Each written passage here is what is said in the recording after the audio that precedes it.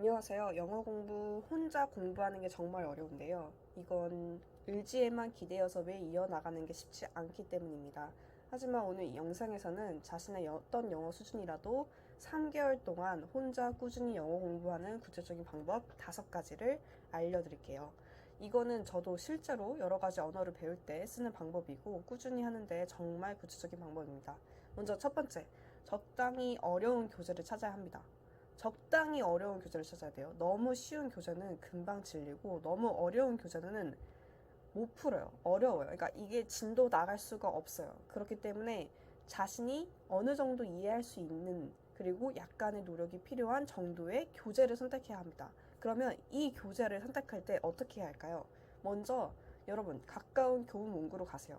교본 문구 말고도 동네 서점이 있긴 한데 제가 동네 서점을 가봤을 때는 제 경험상으로는 보통 문제집 위주로 많이 팝니다. 근데 저희가 뭐 지금 초등학교, 중학교, 고등학교 영어 문제집을 풀 게 아니라 영어를 배우기 위한 다른 교재를 선택할 거란 말이에요. 그렇기 때문에 동네 서점이 아니라 교보문고 방문하는 거를 저는 추천드려요. 그래서 교보문고에 가시게 되면은 영어 서적이 따로 있어요.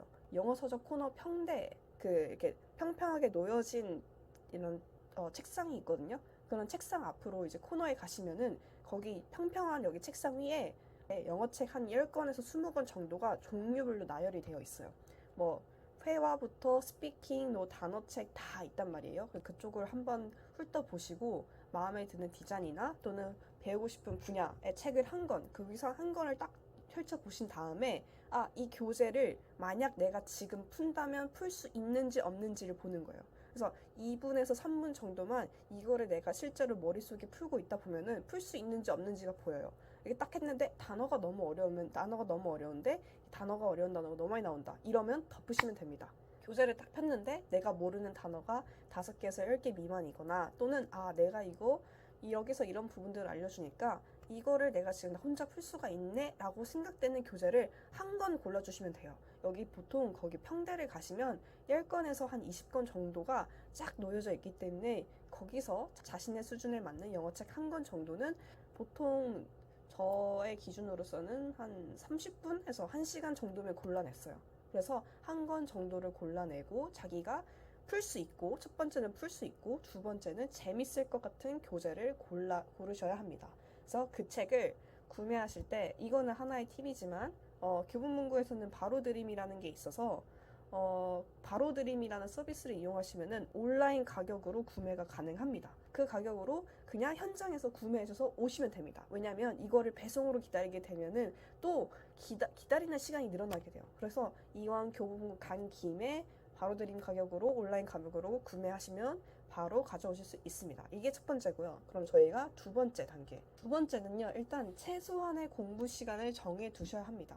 보통 강제성이 아니라 자유의지로 새로운 언어를 공부하시고자 하는 분들은 자기 인생에 있어서 이루고 싶은 것들, 그러니까 성장에 대한 욕심이 있는 분들이 저는 많으실 것 같다고 생각이 들어요. 그래서 이렇게 간단해 보이는 단계에서 실수를 저지르기가 쉬워요. 그래서 저희는 아셔야 되는 거는 100m 단거리 선수가 아니라 3개월, 대략 3개월 정도 같은 속도로 달려야 하는 선수이기 때문에 최소 공부 시간을 정해놓는 것이 중요합니다. 그래서 오늘 너무 힘들더라도 할 수 있는 최소 공부 시간을 정해 놓으셔야 돼요. 저도 이제 새로운 언어를 배울 때는 처음에는 5분으로 시작했어요. 5분을 시작해서 지금은 최소 시간을 15분에서 20분 정도로 놓고 하는데 5분이 너무 짧다 하는 순간들이 여러 번, 최소 두세 번, 세네 번 정도 느껴졌을 때 저는 최소 공부 시간을 늘려 나갔어요. 물론 사람들의 컨디션이 날마다 다를 수 있기 때문에 더 하고 싶으시면 최소 공부 시간보다 더 하시는 거는 상관이 없어요. 하지만 매일매일 할 수 있는 최소 공부 시간이 꼭 있어야 한다는 거. 이게 부담이 되지 않아야 되는 공부 시간이라는 거는 확실해야 돼요. 왜냐면 이게 저희가 혼자 하는 거기 때문에 강력한 의지로만은 매일매일 3시간, 4시간씩 하는 게 쉽지가 않아요. 그렇기 때문에 최소 공부 시간, 부담이 없는, 자신에게 있어서 부담이 없는 최소 공부 시간은 꼭 지켜주셔야 돼요. 그래서 이게 정말 중요한 규칙입니다. 이 두 번째 단계에서. 세 번째 단계는 같은 시간에 공부를 하는 거예요. 같은 시간에. 예를 들면 매일 저녁 9시에는 저 같은 경우는 알람을 맞춥니다. 알람을 맞춰서 5분 동안 공부하는 규칙을 만드는 거예요. 근데 저녁 9시에 알람을 맞춰서 할 수 있으면 좋겠지만 이게 자신의 일이라든가 또는 개인적인 사정으로 인해서 매일매일 같은 시간 하는 게 어렵다 또는 힘들다 하는 분들은 다른 방법이 있습니다. 다른 방법은 하나의 행위를 끝낸 후에 이 영어 공부를 하는 습관을 들이는 거예요. 예를 들면은 아침에 일어나자마자 그냥 책상에 앉아서 타이머 5분 맞춰놓고 그냥 영어 공부하는 거예요. 아무 생각 없이. 그냥 책 읽고 밑줄 치고 따라 써보고 외우고 이거를 그냥 5분 내에 하는 거예요. 이거는 어떤 다른 노력이 필요하지 않아요. 그냥 책상에 앉아서 하면 돼요.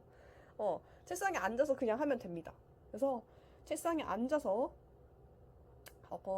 타이머를 맞춰놓고 공부를 하다 보면은 저희가 이미 1단계에서 구매한 책에서 어떤 내용을 공부해야 하고 어떤 거를 외워야 하고 어떤 거를 연습 문제가 있는지가 이미 책에는 다 나와 있어요. 저는 이런 게 안 나와 있더라도 자신이 이거 책이 괜찮다라고 생각한 부분 때문에 하는 게 있을 거예요. 그래서 이거를 한번 해보는 거예요. 그래서 공부를 하는 거예요. 그냥 그 앉은 자리에서. 근데 5분이잖아요. 생각보다 진짜 금방 지나갑니다. 그래서 앉아가지고 막 비몽사몽 하지만 그냥 타이머 맞춰놓고 책상 위에서 1분에서 3분 정도만 집중하다 보면은 머리가 깨어지고요. 5분은 금방 지나가게 돼요. 그래서 이렇게 매일매일 하는 게 중요합니다. 어떻게 해야 되죠? 일어나자마자 바로 하거나 또는 자기 전에 한다거나 또는 점심 먹고 나서 한다던가 또는 양치질 하고 나서 한다던가 이렇게 어떠한 행위 이후에는 내가 이거를 해야겠다라는 게 있어야 돼요. 본인에게 쉬운 방법의 길을 찾아 나가셔야 돼요. 근데 저는 이제 잘 모르겠다 하시는 분들은 자기 전에 하세요.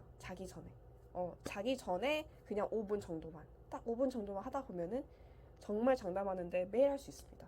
자, 여러분들이 이렇게 공부를 하다가 첫 번째 단계에서 고른 책들이 안 맞을 수 있어요. 나는 이게 이런 부분의 목표에 있어서 나랑 맞을 것 같다고 생각해서 책을 선정을 했는데 이 책이 공부하다 보니까 이게 막 여기까지 하다 넘어가야 될 것 같고 이것도 막 다 알고 넘어가야 될 것 같고 이러다 보니까 진도가 안 나가게 되는 경우가 있고 진도가 안 나가게 되면은 똑같은 시간을 계속해서 들여도 눈에 보이는 그 속도가 없기 때문에 그만둘 수 있는 가능성이 있어요. 그래서 만약에 3단계까지 왔어요. 같은 시간에 하는 것까지 왔는데 이게 계속 꾸준히 하는 게 어렵다 싶으시면은 책을 과감하게 바꾸는 거를 저는 좀 추천을 드립니다. 이렇게 일주일 동안 했는데 여기에 대해서 일주일, 2주일 점점 지나갈수록 진도의 속도가 느려진다. 점점 꾸준히 안 하게 된다. 이러면 교재가 잘못된 거예요. 잘못된 난이도의 교재를 고른 거예요. 그렇기 때문에 일단은 다시 첫 번째 단계로 돌아와서 교재를 다시 선정하는 거를 저는 추천드립니다. 그 다음으로 네 번째는 어떤 거냐? 매일매일 공부하는 것이 중요해요.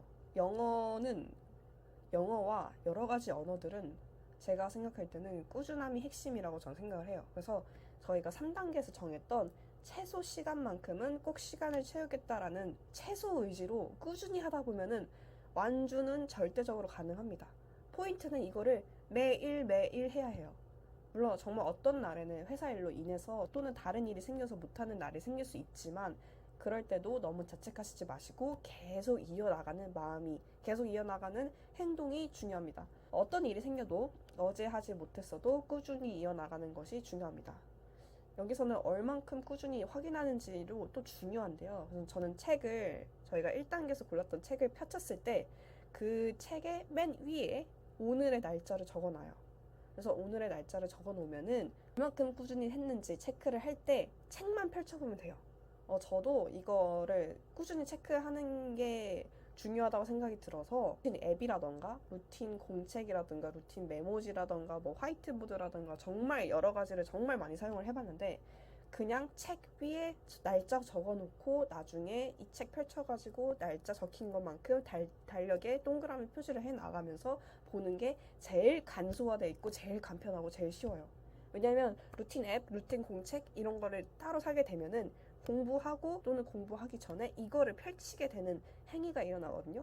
그럼 그걸 펼치게 되는 행위에 대해서 예를 들면 앱인 경우에는 핸드폰을 볼 수 있는 가능성이 생기고요. 공책 같은 경우에는 공책에 적혀져 있는 다른 정보가 또 들어와요. 그래서 저는 이게 좀 되게 귀찮아가지고 그냥 책 위에다가 적어 놓습니다. 그냥 그게 제일 좋습니다. 저는 이 방법을 제일 추천드려요. 그래서 네 번째 단계는 책을 펼쳐서 맨 위에 날짜를 적어놓고 나중에 일주일 또는 한 달 주기로 매일매일 체크하는 거예요. 얼만큼 했는지 책을 펼쳐보면서. 금방금방 합니다. 이거 체크하는 거는. 오히려 재밌어요. 나 이만큼 벌써 많이 했네 라는 게 있어서. 마지막 5번째는 첫 번째 단계에서 정했던 초기 목표를 점검하고 방법을 조정하는 거예요. 저는 첫 번째 단계에서 교재를 구매하셨을 때 그 교재 앞에다가 자신이 원초적으로 생각했던 목표를 적어 놓는 걸 추천드려요. 그래서 이 책 한 권이 끝나고 나서 그 목표를 살펴봤을 때 내가 이거는 이런 부분에서 할 수 있었는데 이런 부분이 부족했다라는 게 보이기 시작합니다. 그래서 이게 만약에 추상적인 목표, 예를 들면 외국인과 프리토킹 하기 위한 추상적인 목표였다면 구체적인 목표 기간을 설정하는 게 초반에는 상당히 어려워요. 이 외국인 프리토킹 하기까지의 자신의 레벨 수준과 단어와 이런 것들에 따라서 영어를 공부해야 되는 방법들이 상당히 달라지기 때문에 처음부터 완벽한 방법을 설정하는 게 상당히 어렵습니다. 그렇기 때문에 추상적인 목표로 시작하셔도 괜찮지만 이 목표로 시작을 했다라고 한다면 이 책 한 권을 끝낸 후에는 자신이 어디가 부족한지 뭘 더 배우고 싶은지에 대해서 명확해질 수 있어요. 그래서 그 명확해진 정보를 가지고 다시 돌아와서 목표와 방법을 재설정하는 단계가 중요합니다. 이렇게 하다 보면은 구체적으로 목표를 설정할 수 있고 방법을 구상할 수 있게 돼요.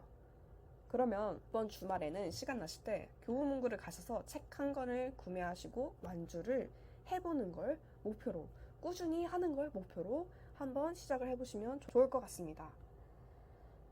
저는 개인적으로 이 방법으로 알파벳만 알고 있던 독일어를 독학하기 시작했는데 앞에서 설명한 방법으로 책 한 권을 끝내는데 약 3개월 정도가 걸렸어요. 근데 중요한 거는 꾸준히 할 수 있었기 때문에 책을 끝낼 수 있었다는 거예요. 여러분들이 영어 실력을 높이기 위한 방법 중에 한 가지, 오늘은 그 꾸준함을 이어나갈 수 있는 방법에 대해서 구체적으로 5단계로 오늘 소개해 드렸어요. 그래서 오늘의 이 영상이 한 명에게라도 도움이 되었으면 너무 좋을 것 같습니다. 끝까지 시청해 주셔서 감사드립니다.